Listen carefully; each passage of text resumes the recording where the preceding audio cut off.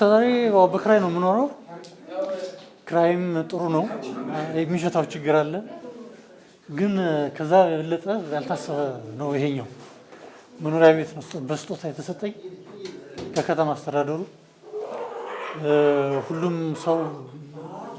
ሰው መኖሪያ ቤት ያስፈልገዋል። ከዚህ ውስጥ ከሚያስፈልጋቸው ሰዎች አንዱ እኔ ሆኜ ግምት ስለተሰጠኝ ቦታ ስለተሰጠኝ የከተማ አስተዳደሩና የላፍቶ ከተማ ክፍለ ከተማ አመሰግናለሁ። ስጦታው ወደኛ የተላለፈበት ቀን የገና ዋዜማ ስለሆነ እንኳን አደረሳችሁ እላለሁ። በዚህ አጋጣሚ ምስጋናዬ ከፍተኛ ነው። ቤት የገቢ ጉዳይ ነው። ከምንም በላይ አቅም ይጠይቃል። የገንዘብ አቅም ይጠይቃል። የገንዘብ አቅም ይፈልጋል። ትኩረትም ይፈልጋል።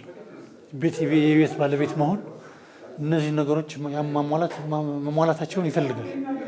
እኔ በዚህ በኩል አልተሟላልኝም ነበረ። ቤት በዚህ መንገድ እንደዚህ አይነት ቤት እኖራለሁ ብዬ አስቤ አላውቅም እና ተሟልቷል። አሁን ተላልፎልኛል፣ ተቀብያለሁ። አመሰግናለሁ።